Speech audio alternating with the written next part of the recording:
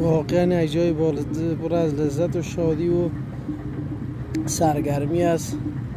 لازم نزدیک که قایق و اینا داره به خاطر گشت داخل دریا.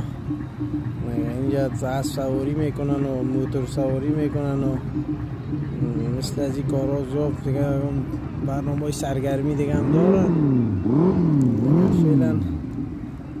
فعلا همه مردم مسئول قایق سواری و اینا هستن.